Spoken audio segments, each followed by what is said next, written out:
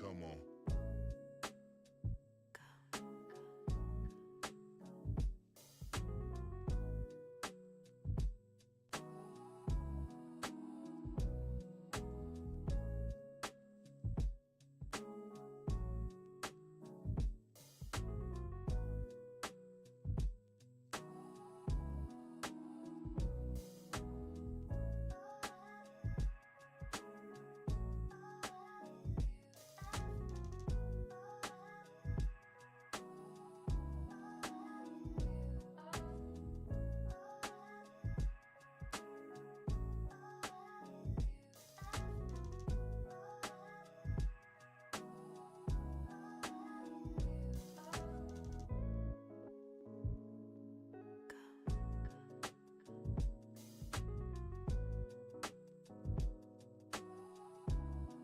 Hello, welcome back to the channel. Sorry we were muted up for a second. Me and Kube had last minute stuff that he told me right as I took off the starting suit screen. That's okay though, no worries at all guys. We're here, we're ready. It is time finally to read chapter 1183 of One Piece. I know that there's no break next week and I'm so glad to finally get back to doing weekly streams until we go on another break week, of course.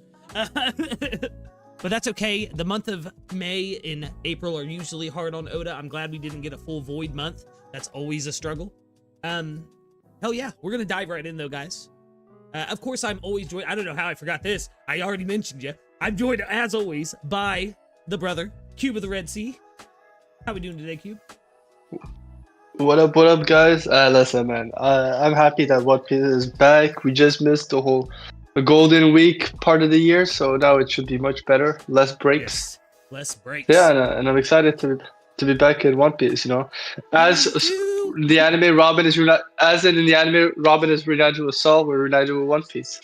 Yes, exactly. I cried so hard this morning watching the anime. I have the picture of my face afterwards. If anyone wants me to send it to them, don't be afraid to hit me up on Discord. What up? Shout out Sean, shout out Richie, all the goats in the chat. Will of Dreams, of course, one of the best One Piece theorists there is. Always glad to have you guys in my chat.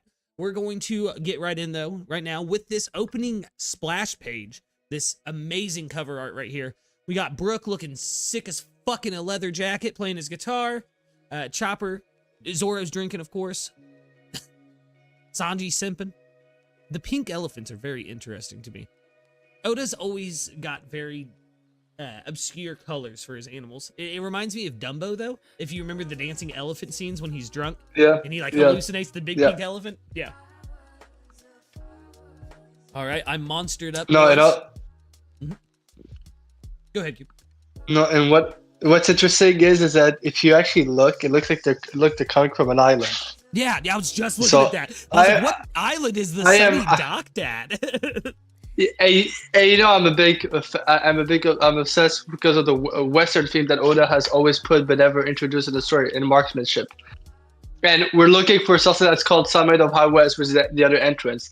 I'm wondering if, especially since, I don't know if you know that, Oda dropped a letter the other day. No, I didn't I don't know if you read it. I did not. So, before the chapter starts, I have it on my phone, so I prepared it. I said, and that's why I do think that he's basically preparing us for what's left to the story. So I'll read out the letter. Don't worry, it's not a long message. Yeah. Now then, since it's Jumpa Fest, let's talk about the original Jumpa manga. After a long flashback, more like a deep dive into history, we return to the present day, and just when perspective of LDF has started to shift, boom, it ends with a big, flashy finish. And here on out, things gets really interesting. To that island that only the Pirate King has ever reached. The man barred by flame appears. Two people who never crossed paths finally meet. Yeah, and those two run into each other. Message from this winter, right? Okay, yeah. We were talking about this. Because I think the man marked by flames, like obviously we're going to be seeing him very soon. I'm still, guys, Toki is the man marked by flames. I say that as a meme take over and over again, but I'm kind of locking it in right now. No, wait. And this is what's interesting part. Because it does connect to that. So he does talk about the end of Elba. And it says, and those two run into each other finally. Yes. Is next year going to be a full-blown festival of encounters?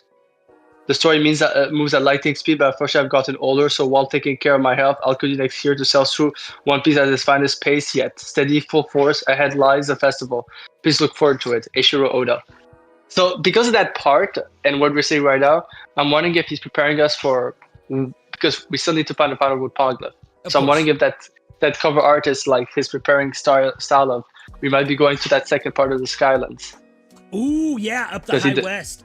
Oh, yeah, I see what you're saying. Because he basically, whenever Elbap starts, he basically said it. Banned by my flame and the final road Poneglyph is that storyline, which was obvious, but he is saying it right now, and we are in the climax of that arc, so.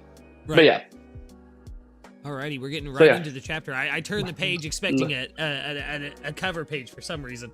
But oh, yeah, of course. I get it. Let me fix the chapter on screen just for a moment, because I don't want Shueisha coming after me. Yes, even that little bit of white sticking out from behind the reaction is enough for Shueisha to be like, no! Alrighty.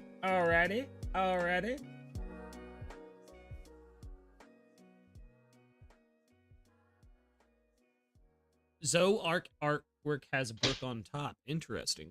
Ragnar, you weren't waiting, huff, for one who could strike back against Mu. Isn't that right? See, I've heard that people are saying like, Ragnar's not saying any, or Ratatasker is not saying anything to Emu, right? But this interaction right here, even though we're on like the first 2 panels of the chapter, definitely makes me think he is saying some shit to Emu. He is taunting Emu. Dude. He's cursed him out. He's saying something. I won't lie to you. The more he speaks about to Ragnar and the more Ragnar is reacting, I'm wondering, you know my Zunisha theory, that he wasn't just an elephant on Joy Boy's side. Yeah. He was cursed that way. He was cursed. I'm wondering if Ragnar was human or human-esque and turned into a squirrel. Because the way he's reacting and the way that Emu is talking to him, and you know how Emu talks about to the will and to the new body at the same time. Like he sees Nika and Nidhogg as actual people as he's talking to Luffy and Loki. I'm wondering if Ragnar was actually someone who was cursed by Emu. Yeah. Turned into a squirrel. That could, I mean, it's possible.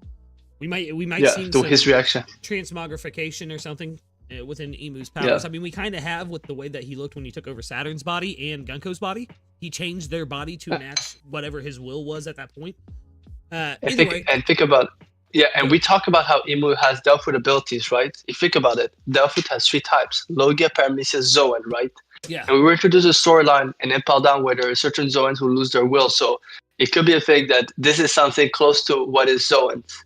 A permanent Zoan, you know? Curse in that body. Zone. A curse. You keep your mind, but you're stuck in the body instead of losing your mind. Exactly, yeah. Yeah, I see what you're saying. I'm going to continue, though, now. What nonsense are you talking about? I've never been seen someone absorb so much damage. Huff, huff.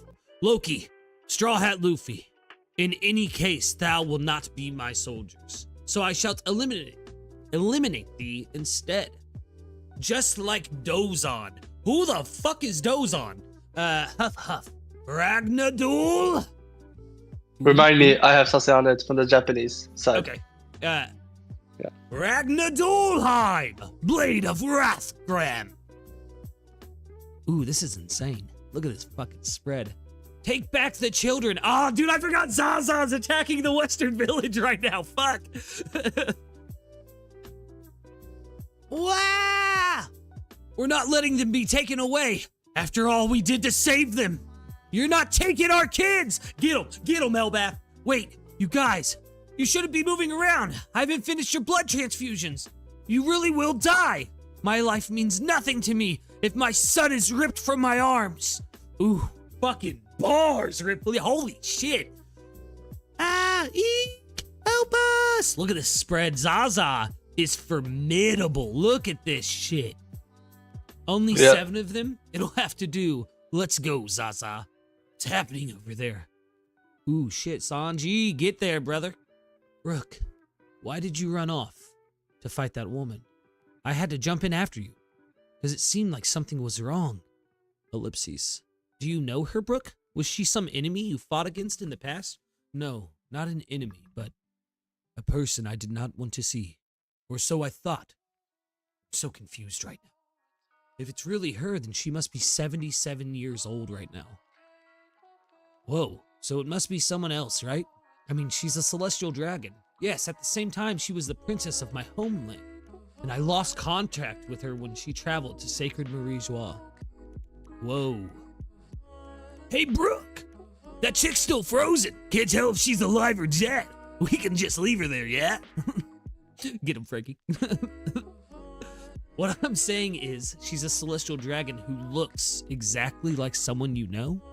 Doesn't change the fact that she came here to attack Elbat. Yes, but when we were tied up earlier, she was the one who undid the rope. Escape! Yes, I'm free! I feel like my mental powers did that.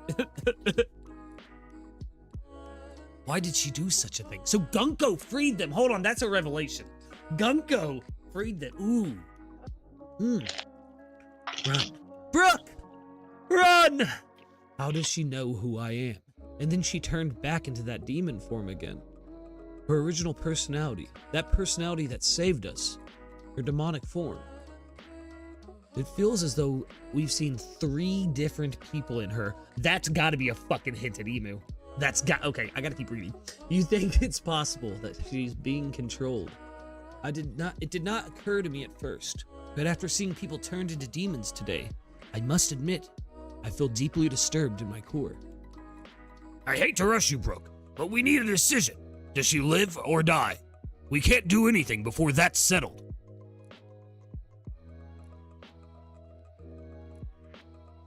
A long time ago, truly a long time ago, she was just a child, and I was a young man too. It was in a country that no longer exists. Asperia. Dude! Okay. Asperia was a land of music. I'm getting too hyped right now. You know I've been waiting for Brooke lore. I've been saying it. This is a bingo win for me. Like, Asperia was a Me too. Yeah. I had that in my bingo. Yeah, that's what I'm saying. We're eating, brother. Asperia was a land of music, full of workshops, crafting instruments of all kinds. West Blue, 70 years ago, 4 a.m. Strum, shaka, shaka. Check, check. A 1, 2, 3, 4. Wake up at the crack of dawn and it's a good morning, mate. The start of a brand new world. Oh, they say the seas, many seas, they can be surveyed. But all I need is a good morning, mate. Get him, Brooke. Good morning, Asperia. No more waiting for favorable winds. It's time to set sail, baby. How you doing in the back streets? Shut up, I got a hangover. Be quiet. Good morning, Brooke. What about the port? Hey, Arena! Oh, how I wish to see a sexy mermaid someday. Shut up, Brooke! Brooke, my favorite. Hope you get fired from the battle convoy. Oh, it'll make me lose my soul. Now that's what I call a bad inmate. Oh, brother, give me my gun. Yeah!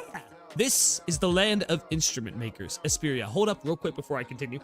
Brooke is doing the Nika dance in the sky. Let's go. Asperia Palace Barracks. Come on, Captain. Teach us how to do your quick draw techniques. It's not fair that Princess Shuri gets all your attention. This is pathetic. What do you think I'm teaching you now? Learn the fundamentals before you dream. I wonder what our dinner is tonight. Yeah, I'm starving. Gather up all of the crew. Fuck me, dude. Time to ship out Binks. Yo, Brooke's eyes? Brooke's eyes? Not a reveal I would be expecting to be hyped for. But we finally know what Brooke's face looks like. Time to ship out Binks's brew. Sea wind blows to where, who knows, the waves will be our guide.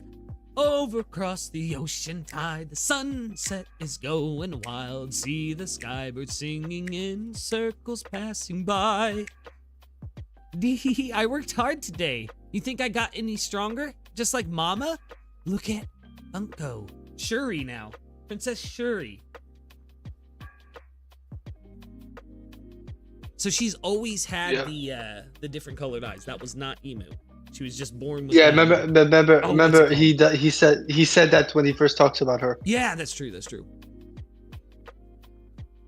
Yes, Her Majesty is very powerful. Ah, Queen Candle, light of my life.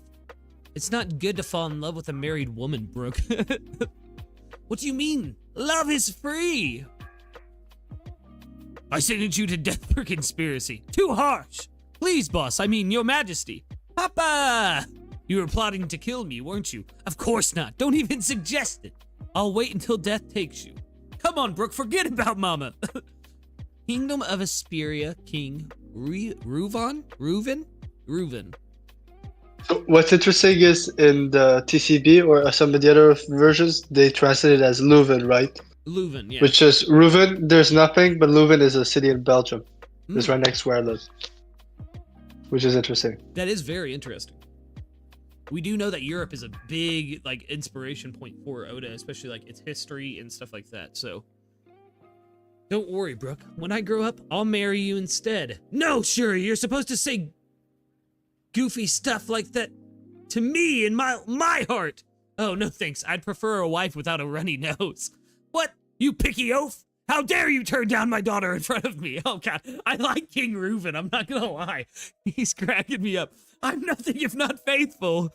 Dee. I hate to interrupt the fun, Your Majesty. There's a gang on horseback riding through the city from the port. Some of the battle convoy is in town, but they're outnumbered. We've sent more from the castle, but I don't think they'll make it in time. What are they after? So we have the port, opera house, the palace. They've been shouting for Queen Candel, who's enjoying an opera in town. What? Is it the Molan family? Yes, sir. They've been after Candel for years. When did they land at my port? Send word to Candel not to leave the opera house. The opera house's transponder cell is on silent mode during the show. Ah! That's the face that dude just made. Do something, Brooke. They're going to kidnap Mama. The Moulin Rouge, you say. Why? That's odd. I don't know why I almost said Moulin Rouge. That was very... I think that was the point. Yeah, so do I. I saw them in the port earlier today on Theater Street. Blam, blam, we see the horseback gang riding. It's a horseback gang! That's weird, I just said that. Opera house. Ah, a beautiful performance. Come on out, Candle. We have permission to shoot from Don Moulin. If you don't. Ooh, one of the crime bosses. That's interesting. Today's the day we settle this. You're gonna be the Don's woman once and for all. Make sure Her Majesty doesn't leave the boom. Help, Brooke. It's going to be fine, boss, for one thing. She's very strong. They can't take her away. Plus, well, I'm rather stunned they haven't noticed yet, you see. By the time they left the port, I'd already cut them all. Oh, shit, dude! What just happened? Oh, wait, is this one of those they were already cut things? Then it was Captain Brooke's quick draw. 3-place hum, not slash. Oh, Sir Brooke, he's so dashing. Look, there's Her Majesty. What a beauty she is. 70 years ago, the Kingdom of Asperia harbored 2 great stars. One, the former captain of the battle convoy, and current queen, Candel. Huh, what a scene out here.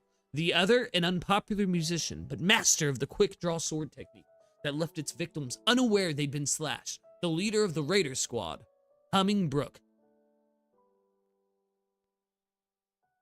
So This is the era the kingdom was at peace. Oh my God. I have some information for you. All right, before we go on, real quick. Fuck you. You said this was just a short, simple chapter, nothing too big. Anyway, continue. I mean, it is a short, simple chapter because the first part is very easily read, and the second part is what's important. But also the same point as it's not like crazy lore. It's because a lot of parallels. So, fun fact. First of all, just to hear my thoughts. You ready? Yeah. We are recently with the previous chapter of this arc, which is a crazy statement. We talked about how basically Baige's father could be Don Marlon, right? Yeah. Now, and since we know that he's from the West Blue Brook, and that's what 30 years. Well, that's 77 years ago. That's twice it's almost 38 years before God Valley, basically. Yes. 39 years before God Valley. Don Moulin is Don Marlon's father, and then Don Marlon is exactly. I see what you're doing. I see what you're doing. Yeah. Like that, like the Moulin and both of them ending at the end, and obviously Marlon and Beige looking so similar. Okay. Second of all, before going into the flashback, so because of what Im was talking about, right? Obviously, because he sees Loki and Luffy as you need to go back to that part. We can say we're in the flashback because he always refers to them. So the name Monika and Nidhogg, whoever Duzan is, it's not Joy Boy nor Nidhogg, it's someone else, right? Yeah. So in the Japanese, the kanji used for Dozan, which basically is two separate words, Do and Zan, the Do is the same kanji to describe an earth or a mountain. And so for the way it's phrased, they're wondering if that's the name of the Earth God. The Earth God. I was just thinking, the minute you said Earth and Mountain, I was like, I see where he's going. Like, so the Earth God. So when I read Dozan, I thought of the Dosandada. So maybe... Exactly as well. But I think Ghost or AP talked about the Dosandada as well. I think it was Ghost as well. Well, because Dozan, like, Dozan, if you're saying, like, it's this mountain, this Earth God, what are dwarves known for? In fiction, they're known for being mining races that live in the mountains and burrow deep inside them to gain their resources. So it could be that Dozan and Dosandadas are named so because the most famous member of the Dosandada tribe was Dozan, who moved the earth and mountains or something, you know? And if you think about it, we have a lot of lores for the Ancient weapons, but almost nothing for the god fruits, right? Exactly. The way he's describing it could explain why. I think Imu just, when he got rid of the Earth Gods, he suppressed it. Because the way he said that, I got rid of Dozan. When it comes to the ancient weapons, not to get off chapter too much, but I think with the ancient weapons, they're going to tie into the original Rataskir myth, where Rataskir runs up and down Yggdrasil to talk shit to the dragon at the bottom for the bird at the top. You know what I mean? Like, and we'll see Uranus at the end of this arc, or Uranus at the end of this arc, more than likely on the top of Elbaf in the Heaven Realm, which could fit into the High West theory that you've been having, that we talked about with the cover story. Because I think that if it's not the High West up there, it's a way to get into the Sky Islands once more.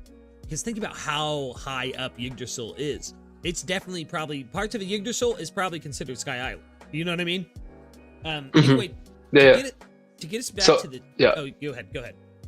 No, I was just with the chapter. So now this is the part where I did some parallel. First of all, the parallel is, I think the Plague God, if we follow the flashback and we see what happens to Queen Candle, it can explain what happened to Lily, because it's very... You know how we said the Vivi swordline and Lily swordline is very similar to Reverie? The way they're leaving is just like Vivi. Yeah. With Pal/Brooke. And then she never comes back, and the kingdom fell, and so, all of that. So I do think they're playing on that. So what's interesting is, remember how in Thriller Bark, we've talked about that, how basically in Thriller Bark, the shadow thing is important because when you take over someone's shadow, you take some of their liking, some of their interests, right? Yeah, you take, it's like, what's his name? Ryuma. Their traits. He took over Brooke's traits, like whistling and humming and shit like that, and then also his aeronaut slash style. Okay. Look at the Opera House. Go to the page of the Opera House. Okay. I sent you by DM. Now look at what I'm showing you by DM. Hold on 1 second. Okay. Which page of the Opera House? This one. This one. It's on the left side, top left side. Yeah, now look at the picture I sent you by DM of the anime. Oh my goodness. And if you look at everyone on the island, they're all dressing up just like the God's Knights, right? So people say, oh, but the problem is that is Candle a God's Knight? First of all, she's an active queen, so it's kind of weird. But that means but here's my thing. You ready? Yeah. What if Imu took the body of Candle, and so when he had that new body, certain interests changed, and so somebody changed it to an auction house, took the imagery of the Opera House because Candle loves it.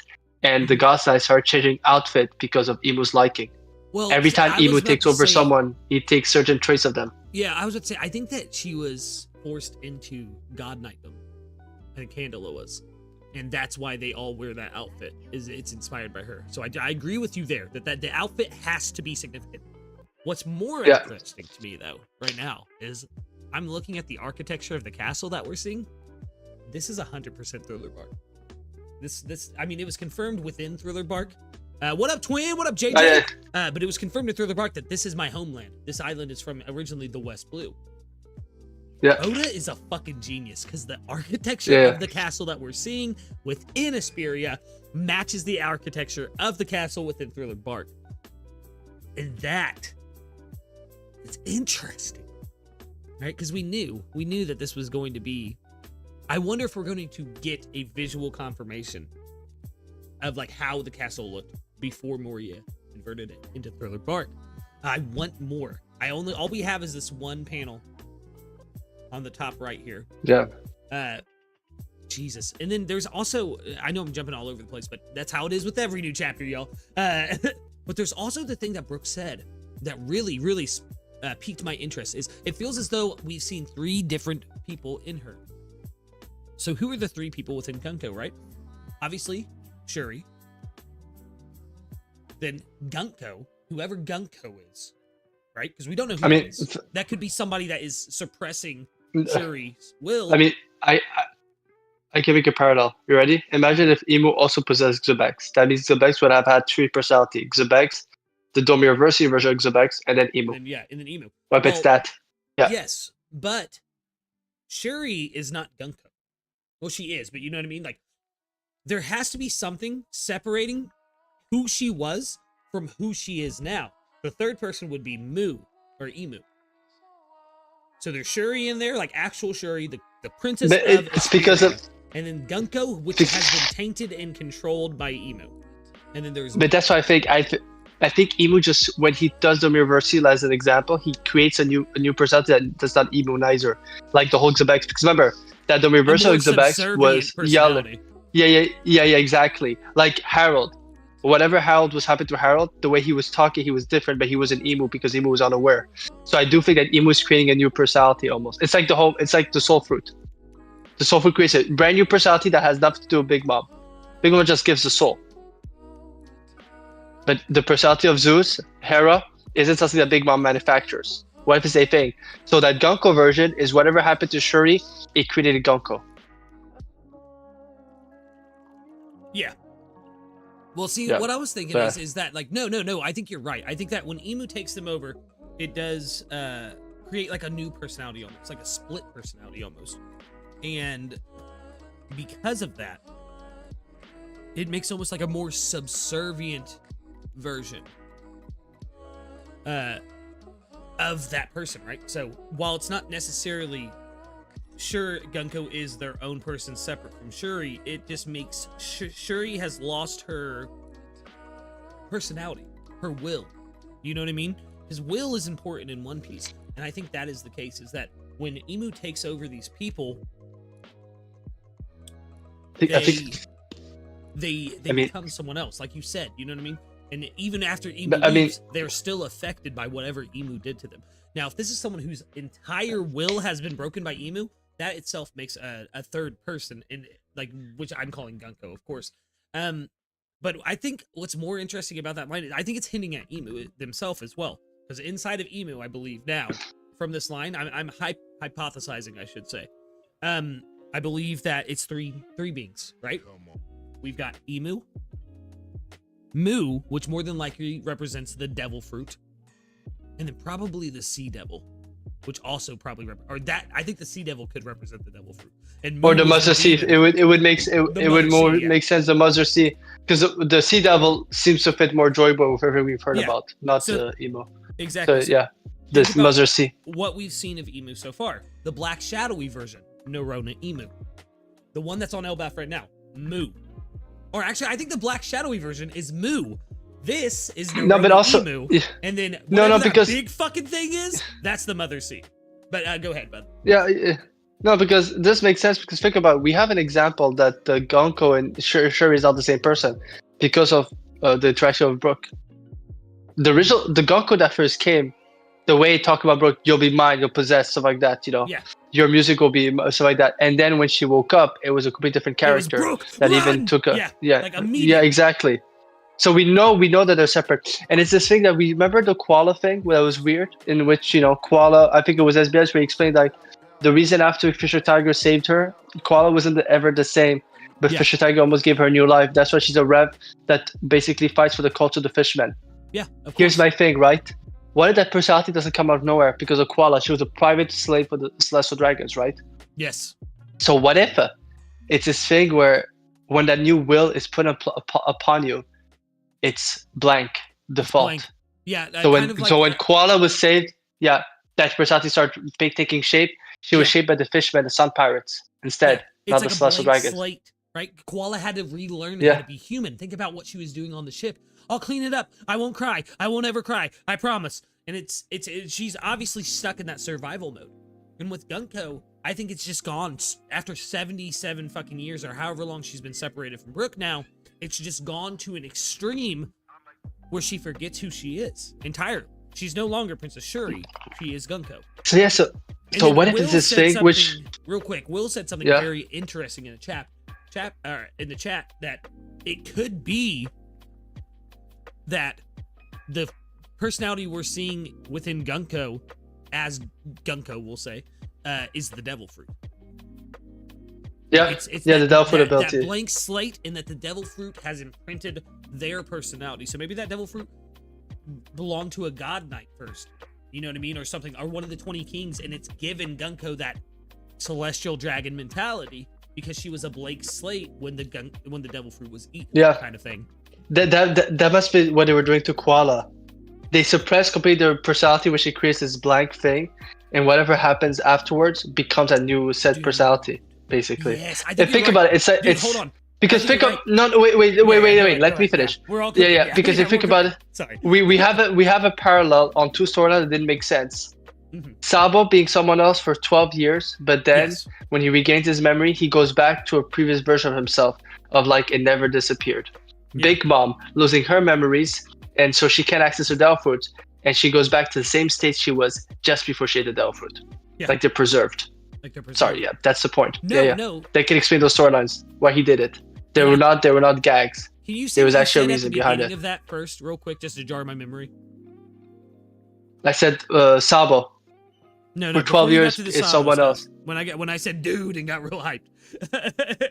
When I was talking about, like, basically, it's almost like a new personality gets inside them, takes over. So the other one is like put dormant, and it doesn't change. It stays the same. It is like a status. We keep like bringing it up, and we're always gonna bring it up because we're One Piece fans. The mural on the right side of the mural. What if that's what we're seeing? We're seeing people whose wills have entirely been broken, being given to devil fruits or given devil fruits, so that the devil fruit can take over the will of that person. It's basically a factory for holy knights, or a factory for big fucking, soldiers you can throw at pirates. Or I'm gonna push even more. What if it's the other way around? It's the people have lost their bodies, or what that thing happened to them. So because they look like muzzle flames, but you know what they look like as well. When you look how some of the animated one, it made me think of it. It has the same shape as that memory bubble that Kuma created. It's very specific because remember, the Kuma's memory bubble is an actual circle. Yes. What if that's how they preserved the people? They saved them, found a way, and their memories will, and put them in elsewhere, like Solar Bark, like the homies. Yeah, I mean, because they look bright when you look at them, shiny, bright. So it could be that. Remember what they said about Kuma's power? What did he hold? The hands of liberation. Exactly. Like that. This is just. Brook's backstory has cooked up a lot of fucking questions now. Just to get back kind of to chapter real quick. I'm just mind melded. Once again, this proves what we've been saying for years, in my opinion. It doesn't prove it. It's another tick towards what we've been saying for years together, Cube. Is that the musician is one of the most important parts of the story because of how much Luffy had said, we need this, and a musician. Oh, we need this and a musician. You know what I mean? And then we see Brook do the Nika pose, the first person to do the Nika pose, except Skypiea, but on Fishman Island. When we first, I would say after Usopp, because Usopp's run in Sur Village was this Nika pose. Everything. So, but he's one of the first few people. He's one of the first few people. I agree. Seeing him do it in his backstory as well, it just solidifies to me that Brook is integral to whatever it is Nika is doing. Like within the game itself. Yeah. And how important music is too, because if you remember correctly, we have seen an island that is ravaged before that was once home to powerful music. Not in a canon source, but in film red. Which a lot of people have theorized will probably kind of hint at what exactly Emu's true power is, with the whole fighting them within the void and outside of the void with the red hair pirates thing at the end with top music kind of thing. So it's very interesting. Also, I might need to rewatch film red and see with the context of Vesperia in mind. There's also a parallel between what's called Shuri and Uta. Uta, yeah, with the eyes. Two different hair colors, two different eye color. Yeah. So yeah, so very interesting. Very interesting. So yeah, but yeah, I am doubling down because of how they took the opera house, made it into the auction house. They all have the God's Knights. I am really big into, instead of just Kandel just becoming one of the God's Knights, right? Because it's great to show your figures. Why if it changes Emu? Yeah. Emu gets new taste.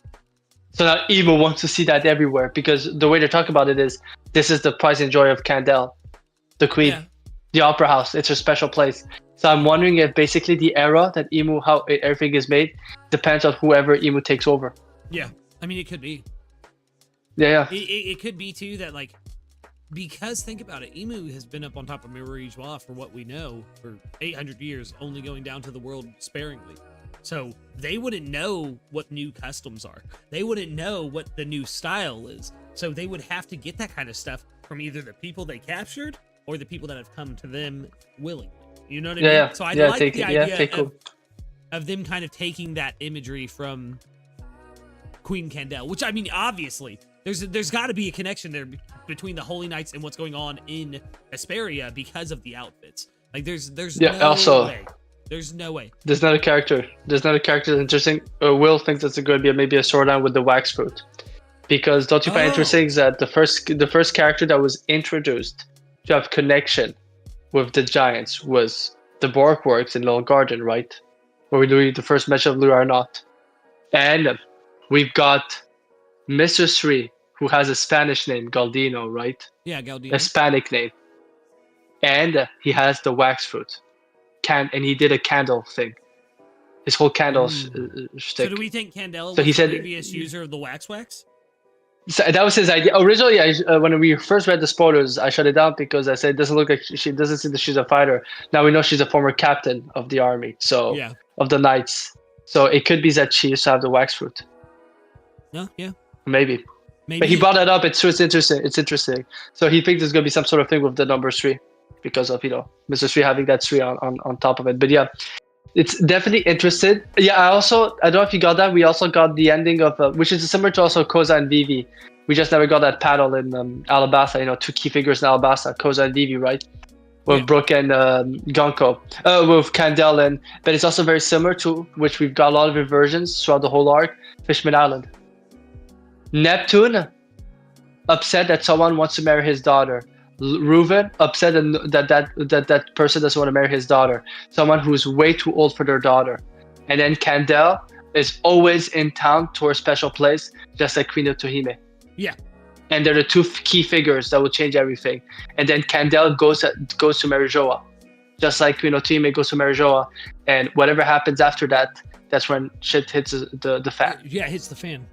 Man. Yeah, so yeah, there's definitely Alabasta with the Vivi storyline in parallels, but there's definitely also Fishman Island parallels in this one. And then with him doing the Nika pose, just like in Fishman Island, I'm telling you, me and Nak, when Elbaf first started, remember we did that whole big video together on the channel about how many parallels it had with Fishman Island, with the Robin inversion with Frankie, of her going to find the polyglyph, him going to find the mural, him having a reunion, her having a reunion kind of thing, and countless others between Fishman Island and Elbaf.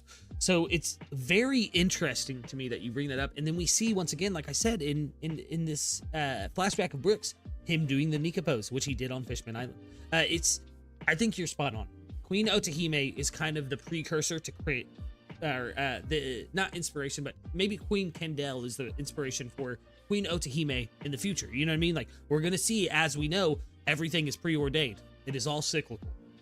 So maybe Candel went through the same thing. She took Shuri with her to the Holy Land to try to change things for her people. Yeah. And it didn't work. Also, fun fact, because I don't know if you caught this. So that was 77 years ago. Yeah. This is why this flashback is so interesting. And you're ready for this? Garp is 1 year old. Roger is just born. That's crazy. This is the best. This is like the precursor of that era that we've been living through. Yeah. This is, and I won't lie to you, this shows again that this, you know how we talk about Brooks' level is weird, like maybe he never regained that level. Look at that level that he has. Yeah. And obviously after 50 years, it lost his touch and ambition, stuff like that. It explained more his class because of what he could do. So yeah, so now we understand why he referred Roger as a rookie. So do we think it makes a lot of sense now? Brooks' last name is Humming? Is his last name Humming? Because they call him Humming. It could be. Like, I don't, like, obviously, yeah, dude, Vex, I know. We're fucking eating so good right now. Yo! Like, we are fucking eating today. You just jumped in, but we've been cooking. But no, it's very interesting, nonetheless, to see him just alive like this. Like, obviously, we got the Rumbar Pirates flashback and stuff, but a lot of that was heartbreak. But look how happy our man was before he left. So whatever is coming is going to be monumental to Brook as a character. There has to be a reason he leaves the Aspara Kingdom and travels with Yorkie, and I think we're going to see that here. But and that's the thing. What's interesting, we have to see. But I'm wondering, Yorkie hasn't been shown once. So either Yorkie has a different role in the thing, or what if Yorkie is one of those pirates that's about to arrive at the dock? I don't know. But it could be that Yorkie was never from Asperia. It could be, which is interesting. But I could have sworn he mentioned him and Brook being from the same kingdom. I'll have to go back and check. One thing I've noticed, though, I haven't heard you bring out is we're going to see something very interesting with Brook, more than likely. And that's how he got his scar. Yeah. He doesn't have it in this flashback. Oda's going to probably use this to explain what happened. I think it's just, so do I, Vex. Also, I was just kicking around the idea of like, how fucking hilarious would it be if his name was Humming Brook and his epithet was fucking the Humming Swordsman? Like, but also, no, that would be hilarious. And also, fun fact, it's just another thing.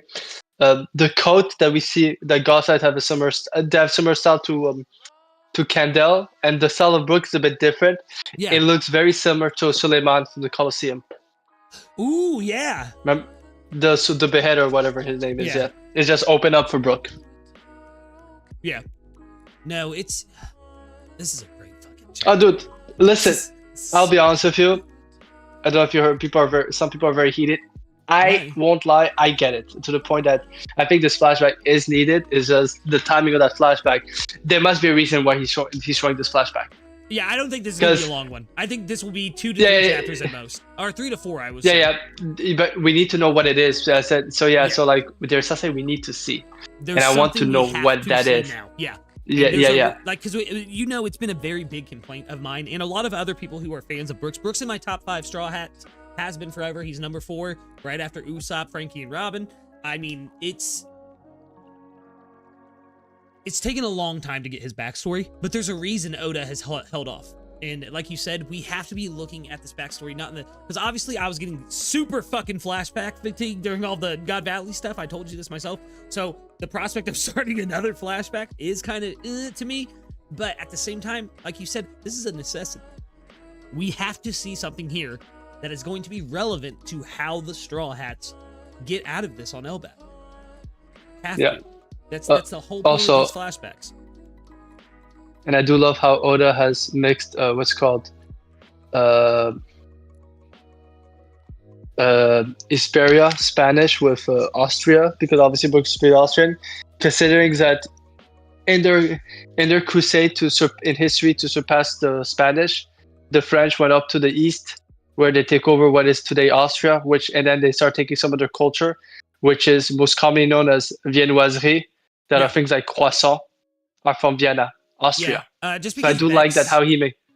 Yeah, no, I like that as well. Like the idea of like combining the French and Spanish. No, but it's quite interesting that his mixing of different cultures is really stem on history. The fact of, there's that thing, that mixture of because Brook has also French moves. He has French moves at the same time, which is weird, some of his moves. So yeah, I have a question. So I just find it very interesting. Yeah. Now on my bingo card, I have Thriller Bark returns. Does this count as Thriller Bark? No, dude, it's very simple as everything. It's like the same thing it's the same thing as all of us, but most as Shiroshi. It's as long as it's alluded, it's not a bingo. No, it's not alluded. It's confirmed. Brook confirmed in Thriller Bark. He says to Zoro, "This island is originally my home country." That is confirmation that Esparia is Thriller Bark. This is Brook's homeland. This is where he is from. I mean, we know that Brook is right now in Esparia. I need something factual that connects Thriller Bark to it, because it could also be a thing like Sanji would say, "Well, I grew up in the East Blue, but I'm actually from the North Blue." Yeah. Like unless if you see the birth of Brook in Esparia, then I'll give you that W. Now, see, like, this is something that upsets me about One Piece fans right here. What you're doing right now. This is confirmation. Brook said, "My homeland, the kingdom I served, is this island," right? And One Piece fans did the same thing with Shirahoshi. They straight up said, "Oh, but Neptune gave us like 80% confirmation that it is," and putting out the idea that like, "Oh, well, it might not be." No, more than likely, this is Thriller Bark. And putting that idea out gives wave to when the reveal happens, people being like, "Oh, well, that's stupid. That's stupid. That's stupid." Because it brings in this whole like idea of Oda gave us the information, right? He gave us the information to conclude that Esperia is Thriller Bark entirely. That is the confirmation he gave us. So to me, I don't need further confirmation. This is Thriller Bark. And plus, a lot of the architecture is the exact same as Thriller. No. But my thing is, this is what I say. This is the thing also angers me with the hip fandom, right? We've seen many times where something is very close to alluded. I'll give you the Mosa thing, right? Yeah. It's almost 80%. But what if Mosa never takes that nickname? Someone hears that discussion in Fishman Island. I don't know who, but it could be anyone else, and makes a connection to Loki based on that discussion he overheard. That's my thing is that until someone says, "Oh, Mosa is Shiroshi," it could be someone connected to Shiroshi who took that nickname. Simple as that, I get just you. like someone, like someone saying the true god Nika, the true god Nika is Joy Boy. No, Joy Boy took the name Sun God Nika as a moniker from the actual god Nika. So that's why I say to people, I need something that connects, because Oda does connect the thing together. He will drop them and connect them. He's done that many times. So for me, I've always made this thing is, I need to be connected. Eluding it, like Brooke saying, it was my homeland, stuff like that. Like, I would give you for that one, I would give you the bingo. Sure, I'm not gonna fight it that much, but I'd rather want Brooke to connect, and you actually all been there. It's Thriller Bark. I'm almost positive that when we see him doing that Nika pose, like that big Nika dance, I dropped it in our Discord chat here, that is him, and that circle platform below him is where they put the center mass of Thriller Bark. I'm almost positive. I sent 2 pictures in our Discord chat right now.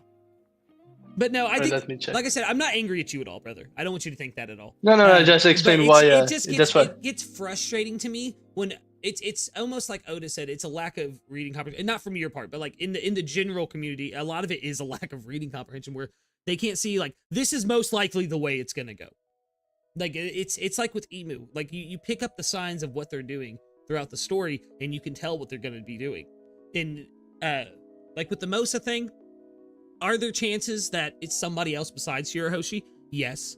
But more than likely, how the story is going to go, it's her. It's her. Yeah, it's her. Is there a chance that Thriller Bark isn't Esperia? More than likely, yes. But this is like 95% that this is more than likely Thriller Bark. And it's because of what we know of Brook and what he said. I don't see us getting... This is the Brook flashback we're getting. I don't see us, with how close we are to the end of the story, even more confirmation that Thriller Bark is something else. Oda would not have mentioned that Thriller Bark was Brook's homeland if he did not plan on showing us Brook's homeland. And I think this will be the only time we get to see that, unless they dive deeper into the flashback at some other point. But more than likely, this is it. You know what I mean? with that all said, I think that moves us into final thoughts and ratings on the chapter. Oh, it's like a 7.9 out of 10. It was a good chapter. Yeah, for me, this is a. What about you? This is an 8.5. It's not a full 9 because I feel like the first part of the chapter was a little rushed, so that Oda could get into this flashback. But beyond that, it's 8.5. I love Brook. I've been waiting years and years and years now to get more about him and his backstory. It is something I've cooked on numerous times. It's something you've cooked on numerous times. It's something Vex 100% has cooked on numerous times in the chat. It's finally getting somewhere that I've wanted for a long time. It's the same with God Valley. My only issue of when we got God Valley, it was in the middle of a fucking flashback. So it was like Inception. We were in flashback on top of flashback on top of flashback. That was my only issue with God Valley, and how long everything took with it. That said, I don't think that's going to be a problem with this flashback. I think it's going to be very short, very concise. So how long do you think this is going to last? But I won't lie, especially with the recent information we got from Oda, that we're in the climax of Elbaf and everything. I think it'll be like there's a reason why we're seeing this flashback, because or else for me, I won't lie to you, if this flashback is just to give us the connection between Gonko and Brook, I would have said why don't do that after the end of the arc. So I do hope it'll be maximum two more chapters of this flashback. That's what I was thinking. Also, I would love for him to blue ball us, tease us that thing, then we get back into the fight, and after everything, we see what the other Straw Hats heard from Brook. Yeah. Yeah. Yeah. I'm thinking the same thing. Probably about 3 to 4 chapters.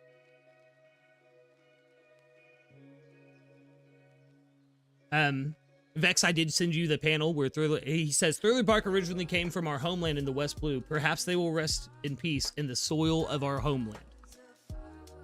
So yeah, definitely Asperia is more than likely Thriller Bark.